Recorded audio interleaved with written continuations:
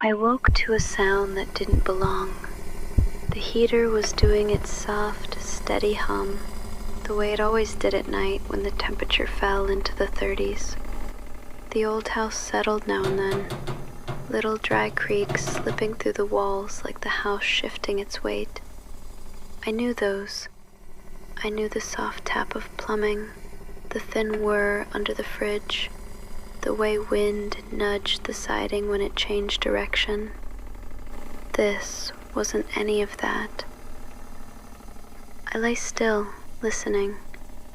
The dark was complete. No street lights sneaking around the edges of the blinds, no phone glow.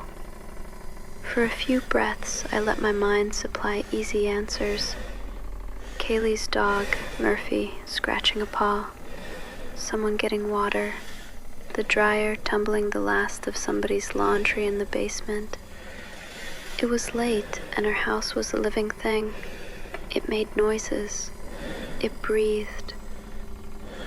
I closed my eyes again, thought about the day that would come after sleep. The usual small things. Coffee, maybe a plan with friends. Classes coming, assignments waiting. Normal anchors I could tug on to bring myself back down. Then the sound came again. Sharper this time, pulling me upright inside my own head. A voice, a girl's voice. Familiar and muffled through wood and space, but clear enough to cut through whatever dream I'd been in. There's someone here. I didn't move. The words didn't make sense at first. They hovered like fog, and for a heartbeat I pretended they were part of a TV in another room, a clip on a phone, something from outside drifting in. But the room stayed dark, silent. My eyes had adjusted enough to make out the suggestion of my dresser, the edge of my desk, the soft shape of clothes over a chair. My heart started tapping harder, a small drum just under my collarbone. I sat up slow. The carpet was colder than I expected when my feet found it. I put my hand on the doorknob and waited, ear pressed to the wood. House noises, nothing. Then, something that wasn't nothing. Thud. Not loud. Not falling book loud or tripping over a shoe loud. A contained sound. A wrong-sounding weight where there shouldn't be weight. I told myself I was overreacting. Told myself I'd open the door and see the long, empty stretch of hallway and feel foolish for waking up over nothing. I turned the knob and made the gap the smallest possible line of darkness. The hallway lay there like a tunnel, carpet flattened by 1,000 student steps, door shut, the end swallowed by the house's own shadow. No movement, no light, just the still picture of a sleeping place. I listened until my ears ached from the effort. I closed the door again and stood there with my hand on it, counting breaths in silence. That's when I heard it, the thin, broken sound that can turn your body cold in a single second. Crying, muffled, close, from Xana's room. I didn't realize I was holding my breath until my lungs made me take a small, shaky one. Then another sound threaded through the first. A man's voice, low, controlled, carrying the kind of softness that doesn't comfort. Words coming slow, deliberate, almost tender in a way that made every part of me recoil. It's okay. I'm going to help you. The room seemed to shrink around me. The heater's hum moved farther away. My hands went cold as if someone had touched them with ice. I reached for my phone with both hands to stop the trembling. The screen lit up too bright and turned the room into a box. My reflection ghosted there for a second, hair tangled, eyes wide. I opened messages to Bethany. Upstairs, lower level. Our phones were how we bridged floors, how we said the little things without leaving our rooms. I typed the first thing my brain could form. What's going on? I stared at the screen like it could pull an answer out of the air. No 3 dots, no reply. I looked back at the door, at the strip of wood and the thin space beneath it, the place where sound had just slipped in. I typed again, faster, the letters jumping because my hands weren't steady. No one is answering. I'm really confused, RN. The minutes stretched in an elastic way that made me doubt the clock. It could have been 60 seconds. It could have been 5 minutes. The house breathed its old bones' breath. Somewhere, wood ticked like cooling metal. Her reply lit the phone. Short, clipped, familiar, and not enough. Yeah, dude. What TF? Xana was wearing all black. I looked at the words until they blurred. What did that even mean in this moment? That she'd seen her earlier? That she was thinking of her now? My hands were shaking again, thumbs tripping over letters. I didn't go back to fix it. I'm freaking out, RN. I stood, touched the door with the backs of my fingers like I was testing if it was hot, and turned the knob again. The gap was a thin crescent of hallway, and the hallway was no longer empty. He was already moving when I saw him. The light in the hallway didn't so much illuminate as sketch him. Tall, more than 6 feet, the black of his clothing swallowing any detail. Pants, jacket, something covering his mouth and nose. The only part of his face that registered was above that, eyes I didn't look straight into, and the strong, dark shape of eyebrows that seemed chiseled out of the low light. There's a thing that happens to the body when fear moves past the idea of fear, when it becomes a state, frozen shock.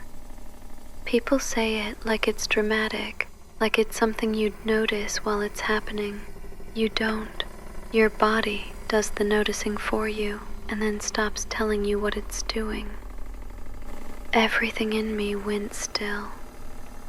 He passed my doorway without turning his head, without slowing, without any sense that he knew I was there at all.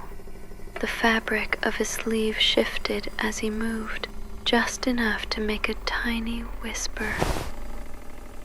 His steps were steady, the weight of them a measured pressure pressing into the carpet, one after the other. I watched him walk toward the back of the house, watched him reach the slider that led to the deck. The door gave its soft track sound as he opened it, a sound I'd heard 100 times before and never thought about. He stepped into the November air like it was the most ordinary thing in the world. I stayed exactly where I was, a hand braced against the doorframe, the other hand on the doorknob, as if those 2 pieces of wood were the only things keeping me upright. I didn't call out. I didn't step into the hallway. Time hiccuped and left me in the space between seconds. Somewhere deeper in the house, Murphy barked, a short, alert bark, like he did when someone left a room. I closed the door. This time the lock turned under my fingers with a small metal certainty that barely touched anything inside me. I sat on the edge of my bed and realized I could hear my heartbeat in my ears. I picked up my phone and typed with whatever parts of me were still connected to my hands. Like a ski mask almost. I watched the words leave the bubble and land in the space between us. Like he had something on his head and little on mouth. The sentence came out wrong, the way sentences do when panic has already gotten to the motor skills that shape words. I didn't fix it. There wasn't time to fix anything. I'm not kidding. I am so freaked out. Her replies came like dropped pebbles, quick and small. Shut the fuck up. So am I. Then one word that landed with a weight all its own. Run. I stared at that word until my eyes watered. The room felt like it had become smaller, like the air was being used up too quickly. I looked at my door, at the lock, at the place the door met the frame. The black line where they touched could have been miles thick or paper thin. I couldn't tell. I didn't run. I couldn't. The thing that had moved through the hallway had moved through me too, and replaced everything quick with everything slow. I slid my back down the door until I was sitting on the floor with my knees pulled in. The carpet pressed a pattern into my skin. My phone was warm in my hands. I listened to every possible sound, like my life depended on identifying them. The house made its house noises. The heater breathed. The wood ticked and sighed. Once, a car passed outside and the tires whispered on cold pavement. The smell of cold air lingered, thinner and sharper than the heated air of the room, as if that one small opening and closing of the slider had left winter inside the house. Time turned viscous. It didn't move forward so much as pool around me. I counted breaths. I made myself swallow. I pressed my fingertips to the floor just to feel something that wasn't fear. Darkness held.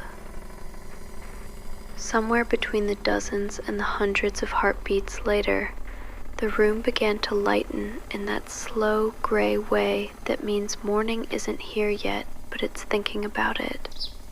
Morning light didn't make anything better. It made the room look like a room again, and that felt wrong. The world shouldn't look normal after a night that didn't feel like any night I'd ever lived. My phone told me it was after 10. I didn't know how I'd spent the hours between. Maybe I'd dozed with my eyes open. Maybe my brain had been taking tiny sips of sleep and waking me up before I could swallow. I typed a message that felt like throwing a rope into a space I couldn't see. Grew up? No typing bubbles. No reply. I tried them one by one, the way you try doors even when you know they're locked. Kaylee, grew up? Maddie, grew up? Santa, grew up? Nothing. The quiet wasn't the same as the night's quiet. The night had been a sealed jar. This was a wide, bare field without shelter. The dread that had been thin and sharp now got heavy. It settled on my sternum and made my breath push up against it. I stood up and took one step away from the door, and my body said, "No." It didn't say it in words. It said it by making my knees feel like they weren't attached right. I leaned my forehead against the door and let the coolness there pull some heat out of my skin. I don't remember deciding to call. I remember the phone in someone's hand, maybe not mine at first, and voices that didn't line up with thoughts. A sentence that felt like it belonged to someone else but left my mouth. "Something happened in our house." Time broke into fragments, small, hard pieces that didn't fit together cleanly. Breathing, crying, the operator's voice trying to thread a structure through a conversation that was all loose ends. Someone asking for our address. Someone asking for a phone number. Words came out of me like they were being shaken loose. "She's not answering." "She's not answering. We saw someone last night. Unconscious." I don't know how long the call lasted. I know how sirens sound when they're far and then near and then outside. I know the color of flashing lights through a window, even in daylight. I know the way boots on old stairs make a house speak a different language. Officers moved through rooms that had always been ours. Their voices were low, like the air itself was a person they were trying not to startle. They were gone a few minutes, and they were gone a lifetime. When they came back down, something in their faces had changed, and that was the moment my body understood what my mind had refused to let in. I didn't need anyone to say the words. The words were already here. They had been here since the hallway. The sound of a dog barking once. A voice saying, "It's okay. I'm going to help you." The slider closing with a soft click. The shape that passed me without looking. I had survived a thing that had taken the people I loved from the same air I was breathing. There isn't a sound for what that knowledge makes inside a person. It isn't a sob. It isn't a scream. It's quieter and heavier, and it doesn't stop when the room gets quiet again. It stays. It sits beside you like a fact. Sometimes in the months after, I would hear a perfectly ordinary noise and feel my body go still before my brain knew why. A heating duct expanding, a door settling in its frame, the soft, rubbery sound of a slider closing. I would remember the angle of a shoulder passing a doorway, and the way light can erase a face and leave only eyebrows and the idea of eyes. I would see text bubbles in the dark, and my hand shaking over letters, and Bethany's last reply hanging on the screen like a command a person gives you from a world that doesn't exist yet. Run. I didn't run. I locked the door. I lived. There are nights when I still hear Kaylee's voice, a line coming through the house as clearly as if I were pressed to the wood again. There's someone here. There are mornings when I can feel the exact moment the house changed back into a house, and how wrong that felt. The heater hums, the fridge ticks. The old bones of the place settle like always, and under all of it, a quiet I will never not hear. The quiet after the figure in black walked past my door and into the cold, and everything, forever, became the sound that didn't belong. Thank you for listening. If you enjoyed the story, make sure to subscribe so you don't miss the next one. Check out my playlists for more true crime, mysteries, and cases that blur the line between reality and the unexplained. And remember, sometimes the shadows are watching you.